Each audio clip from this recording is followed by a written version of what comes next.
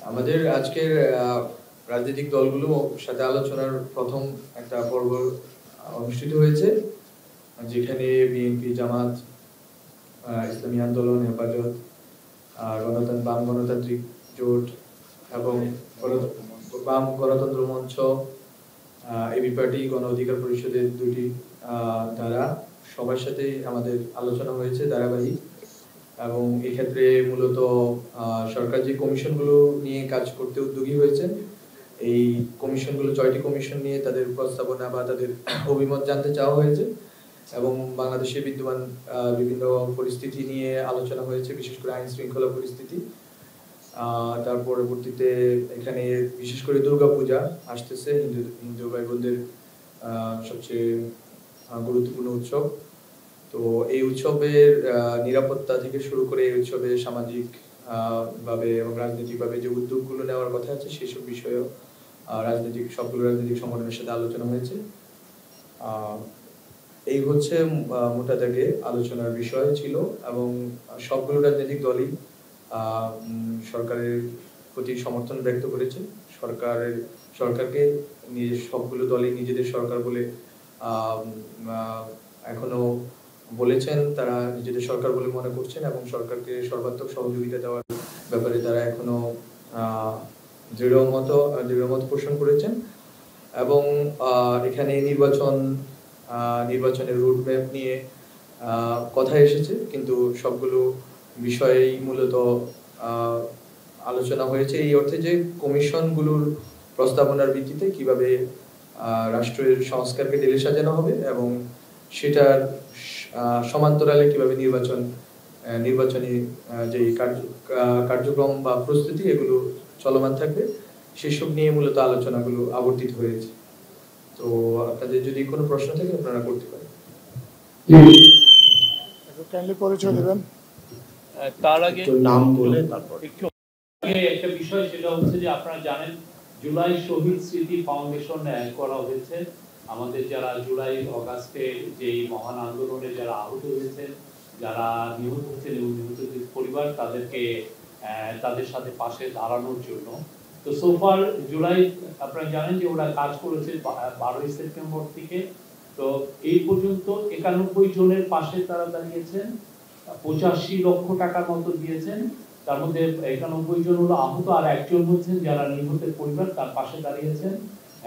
এবং এই হোটেল ইন্টারকন্টিনেন্টের পাশে তারা একটা অফিস নিয়েছেন, অফিসের সোমবারে শুরু হবে এবং আমরা আশা করছি যে প্রতি সপ্তাহে 200-300 যারা আহত তাদেরকে তাদের পাশে তারা দাঁড়াবেন।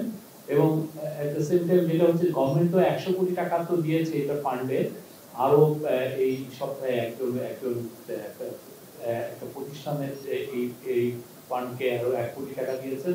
আমাদের অনুরোধ বা সমাজের বিত্তশালী লোকজন, সমাজের বড় বড় প্রতিষ্ঠান, যারা রিচ প্রতিষ্ঠান, তারা যেন এদের এই ফান্ডে ডোনেট করেন, যাতে আমরা আমাদের যারা ভাই বোন আন্দোলনে শহীদ হয়েছিলেন তাদের পাশে যাতে এই ফাউন্ডেশন দাঁড়াতে পারে।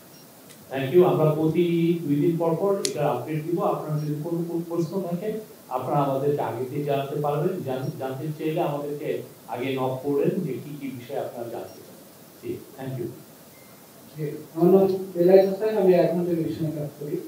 আমার প্রশ্নটা হচ্ছে যে আজকে বিএনপি মহাসচিব তিনি অভিযোগের শুরুই বলেছেন যে প্রশাসনের অভ্যন্তরের ফ্যাসিবাদের দোষ রয়েছে এবং অন্তর্বর্তী সরকারেও বলেছেন 2-1 জন বিপ্লবকে পালন করেন না। এই বিষয়ে প্রধান উপদেষ্টার অবস্থান কি? আরেকটা তিনি কথা বলেছেন যে গণহত্যার সঙ্গে জড়িত আওয়ামী লীগ নেতারা কিভাবে পালিয়ে যাচ্ছে, এই বিষয়গুলো নিয়ে যদি প্রশ্ন। প্রশাসনের ভিতরে যারা ফেসিবাদের দোষক তাদের ব্যাপারে সরকারের স্পষ্ট অবস্থান আছে এবং সরকার এই ক্ষেত্রে যথেষ্ট সক্রিয় আছে যে কিভাবে ফেসিবাদের যারা দোষক ছিল তাদেরকে কিভাবে শাস্তির আওতায় আনা যায় এবং তারা যদি যে অপরাধ করেছে অপরাধের শাস্তির আওতায় আনার ব্যাপারে সরকারের স্পষ্ট অবস্থান আছে। তো আমরা মনে করি যে সরকার ক্ষমতা দায়িত্ব গ্রহণের দ্বিতীয় মাস, এবং এই সময়ের ভিতরে সরকার অনেক জায়গাগুলোতে মূলত আইন শৃঙ্খলা পরিস্থিতি এবং বাংলাদেশের যে বিদ্যমান যে জনগণের যে আকাঙ্ক্ষার জায়গা থেকে যে সংস্কারগুলো রয়েছে, সংস্কারগুলো করার ক্ষেত্রে প্রায়োরিটি দিচ্ছে। অ্যাট দ্য সেম টাইম অ্যাডমিনিস্ট্রেশনে যেই জায়গাতেই যেখানেই বেশিরভাগের দোষরা সক্রিয় ছিলেন, তাদের অনেকেই আপনারা দেখবেন যে অলরেডি অনেকেই গ্রেপ্তারের ব্যবস্থা করা হয়েছে, অনেকের নামে মামলা আছে, অনেকের বিরুদ্ধে মামলা অনুযায়ী গ্রেপ্তারের পরবর্তীতে বিচার বা পরবর্তী কার্যক্রম চলমান আছে। আমরা আশা করি যে এবং এটা আমাদের জায়গা থেকে স্পষ্ট অবস্থান যে আমরা প্রশাসনের বাইরে দলীয়ভাবে যেখান থেকেই গণহত্যার সাথে জড়িত ছিল এবং ফেসিবাদের দোষর হিসেবে ভূমিকা রেখেছে, তাদের সবাইকেই বিচারের আওতায় আনা হবে এবং ধীরে ধীরে সবাইকেই সঠিক মামলা এবং তদন্তের ভিত্তিতে শাস্তির আওতায় আনা হবে। এটা আমাদের স্পষ্ট অবস্থা। আমার নাম মীর মুস্তাফিজুর রহমান, আমি ফিনান্সিয়াল করতে কাজ করি। আমার প্রশ্নটি হচ্ছে যে বিএনপির সাথে যে সংলাপ হচ্ছে তারেক জিয়াকে ফেরানোর ব্যাপারে কোনো আলোচনা হয়েছে কিনা, আর দ্বিতীয়টি হচ্ছে যে সেক্রেটারি বলেছেন বিএনপির সেক্রেটারি যে ওনারা আলোচনা করেছেন শেখ হাসিনার ভারতের অবস্থান অনুরোধ করেছেন যে পালন করেন, এই বিষয়ে আসলে তারেক রহমানের বিষয়ে আজকে আলোচনা হয়নি এবং শেখ হাসিনার বিচার বা শেখ হাসিনার বিচারের বিষয়ে শেখ হাসিনা নয় শুধু, বরং যতজনই গণহত্যার সাথে জড়িত ছিলেন সবার বিচারের ব্যাপারে বিএনপি তাদের অভিমত ব্যক্ত করেছেন স্পষ্টভাবে, এবং আমরা আমাদের জায়গা থেকে স্পষ্ট করেছি যে আমাদের কার্যক্রমগুলো চলমান, ট্রাইব্যুনালে অলরেডি অনেকগুলো মামলা চলমান আছে এবং গুম যে কমিশন আছে ওই কমিশনে অভিযোগগুলো করেছে এবং অভিযোগের ভিত্তিতে আয়নাগর আপনারা দেখেছেন পরিদর্শনে যাওয়া হয়েছে। ফলত আমরা মনে করি যে এই কাজগুলো চলমান আছে এবং এটা একেবারে তৃণমূলের কর্মী থেকে শুরু করে প্রধান যিনি ক্রিয়ানক ছিলেন শেখ হাসিনা পর্যন্ত এটা আমরা মনে করি এই আওতায় আনা হবে এবং সবাইকে বিচারের আওতায় আনার জন্য সরকারের রেসপেক্টিভ প্রতিষ্ঠানগুলো কাজ করে যাচ্ছে।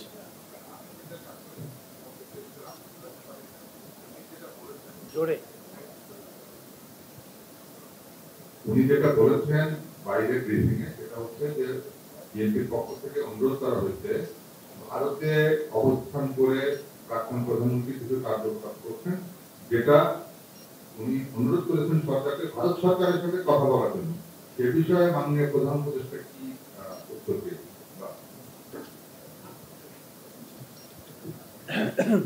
অনেক বিষয়ে আলাপ হয়েছে, যেগুলো আলাপ হয়েছে আমরা সেই বিষয়ে আপনাদেরকে ধারণা দিয়েছি। হ্যাঁ,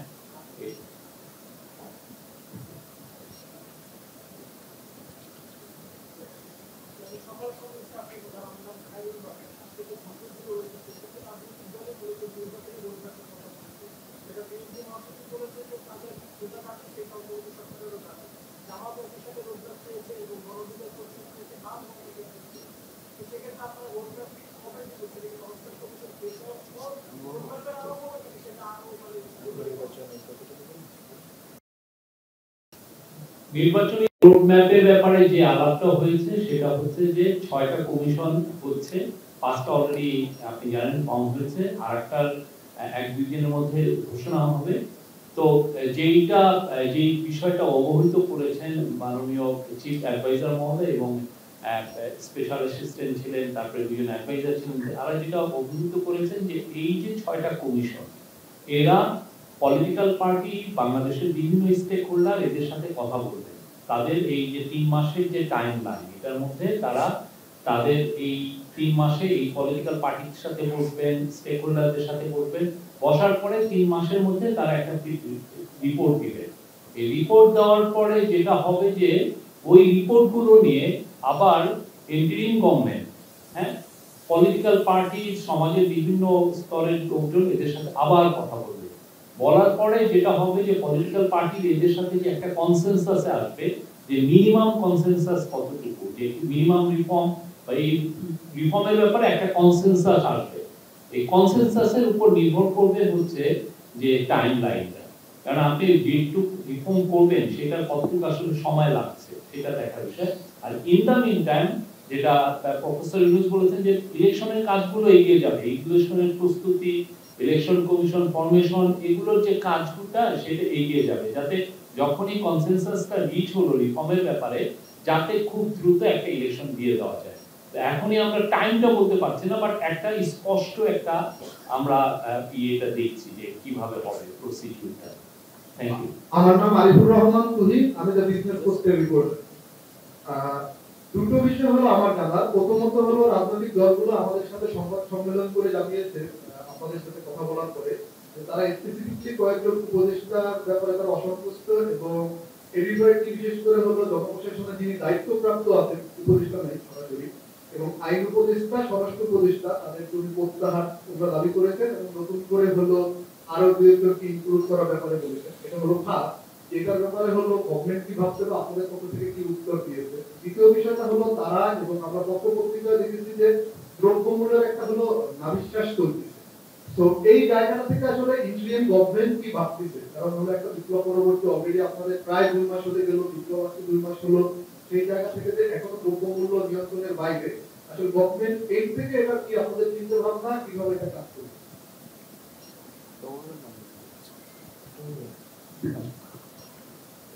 আমাদের এখানে যে কথাটা বললেন যে কয়েকজন উপদেষ্টা এবং বিভিন্ন আমলা ব্যাপারে হয়তো কথা চলতেছে,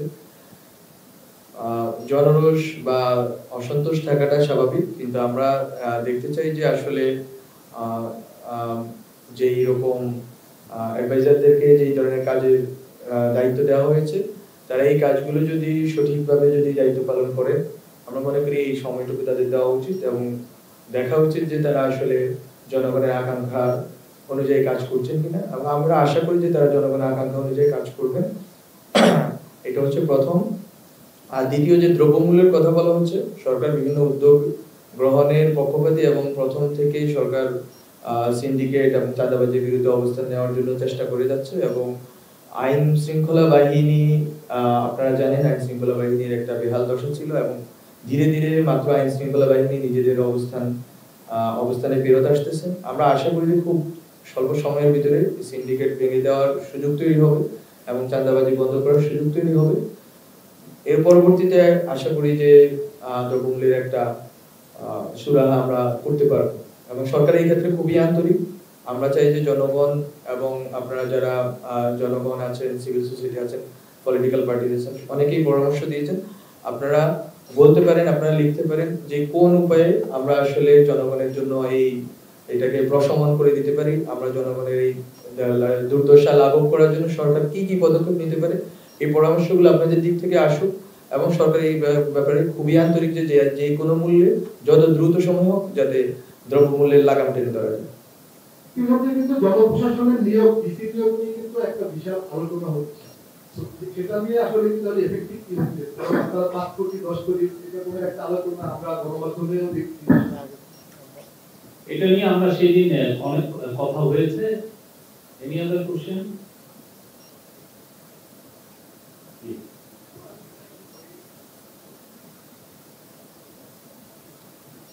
আমার নাম ইব্রাহিম খলিল, আমি দৈনিক সুগামে কাজ করি। বাংলাদেশ 6টি কমিশনের বাইরে আরো 9টি কমিশন গঠনের একটা পরামর্শ দিয়েছে। এই সংস্কারের পরিধি বাড়বে কিনা? অনেকে লিখিত অনেক রিকমেন্ডেশন দিয়েছে, আমরা সবগুলো নিয়ে বসবেন, উপদেষ্টা মণ্ডলীগুলো নিয়ে বসবেন, কথা বলবেন। তো সেগুলো নিয়ে অনেক কিছু স্যার অলরেডি বলেছেন যে আরো অনেকগুলো কমিশন হবে, সেটা কোনো কিছুই মানে রুল আউট করা হয়।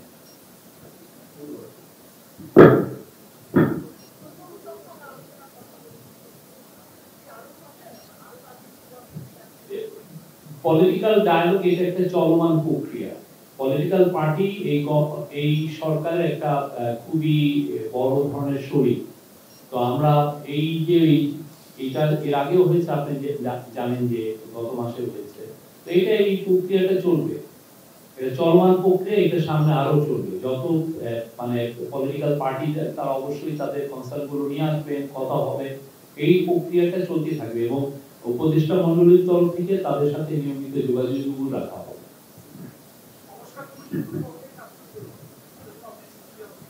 অফিসের স্পেসটা খোঁজা হয়েছে, এটা খুবই দ্রুত আপনি দেখবেন কাজ হচ্ছে, অলরেডি কাজ তো হচ্ছেই। একটা অফিস ছাড়াও তো chief head of the commission নিয়োগ হয়েছে, মেম্বার দেওয়া হচ্ছে, তারা কাজ করছে অলরেডি। Thank you. Okay.